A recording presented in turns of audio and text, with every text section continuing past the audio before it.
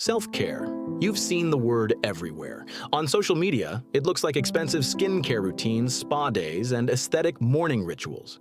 The wellness industry tells you that taking care of yourself means buying the right products, following the right influencer, and optimizing every hour of your day. But here's what no one is saying. Most of what is being sold to you as self-care is not self-care at all. It is self-indulgence dressed up as wellness, and the difference matters deeply. True self-care, the kind that actually restores you, that builds resilience, that creates genuine peace, is not new. It is not a trend. It has been practiced for thousands of years by the wisest civilizations on Earth, and almost all of it is free. Today we go back to the source. The ancient Greeks had a concept called epimeleia, hautu, the care of the self. And it was considered not just a personal practice, but a philosophical and moral responsibility. The philosopher Epictetus taught that the greatest human task is to tend to one's own inner world with the same diligence one would give to any sacred duty. Not as a luxury, not as a reward, as a discipline. In ancient Eastern philosophy, self-care was inseparable from balance. The Taoist tradition spoke of yang sheng, nourishing life. The idea that every person carries a vital energy and that daily habits either deplete or restore that energy. Sleep, food, movement, silence, and human connection were not lifestyle choices. They were the architecture of a life well lived. The common thread across all ancient traditions is this: real self-care is not about how you feel in the moment. It is about who you are becoming over time. It is not comfort, it is cultivation. Here are 5 self-care habits drawn from ancient wisdom that have stood the test of time. Not because they are trendy, but because they work with human nature instead of against it. Habit 1. The morning silence. Before the ancient Roman emperor Marcus Aurelius faced the demands of an empire, he sat in silence and wrote, not to be productive, to be present, to reconnect with what he valued before the noise of the world could pull him away from it. Every ancient tradition, Stoic, Buddhist, Vedic, indigenous, begins the day with a period of intentional quiet. Not scrolling, not planning, not consuming. Simply sitting with yourself, even 10 minutes of morning silence, breathing, journaling, or simply observing your own thoughts without judgment changes the quality of everything that follows. Habit 2. Deliberate movement. The ancient world did not go to the gym, but it moved constantly and purposefully. Walking was considered by Greek philosophers to be essential not just for the body, but for the mind.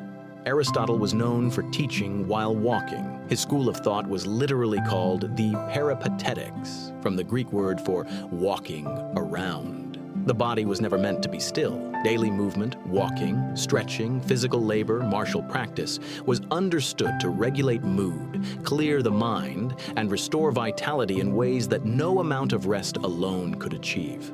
You do not need a program or a plan. You need to move your body with intention every single day. Habit 3. The practice of solitude. In our age of constant connection, solitude has become almost radical.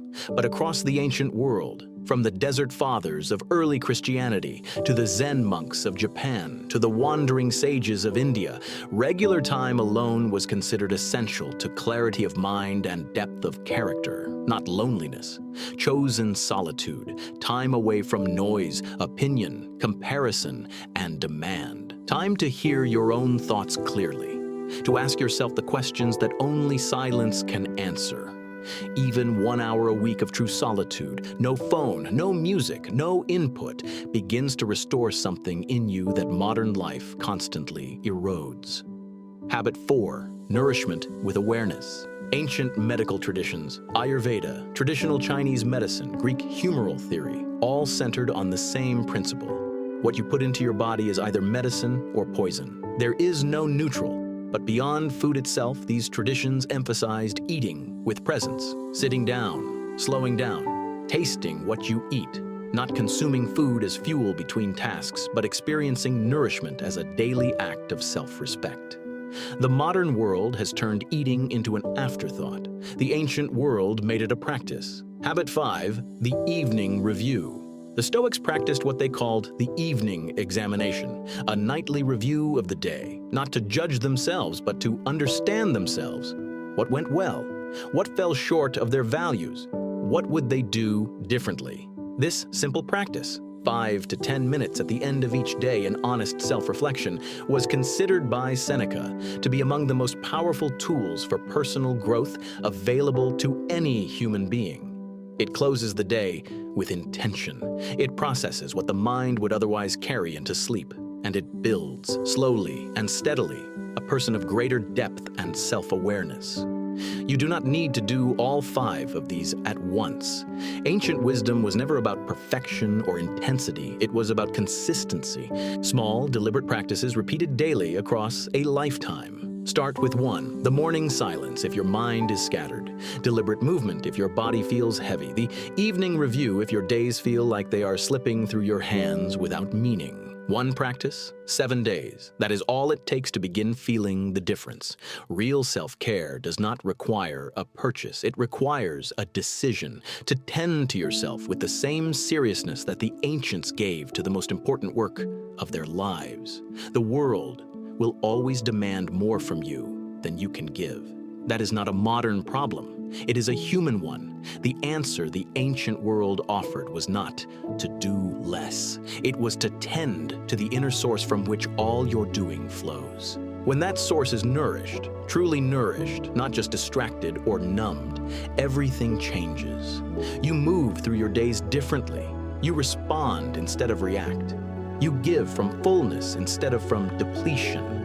That is what real self-care does, and it has always been available to you. If something in this video resonated with you, subscribe to Ancient Mind, Modern Path. Every week we bring you wisdom that has survived centuries because it works. Tell me in the comments, which of these 5 habits do you want to start with? I read every one. Walk your path. See you in the next one.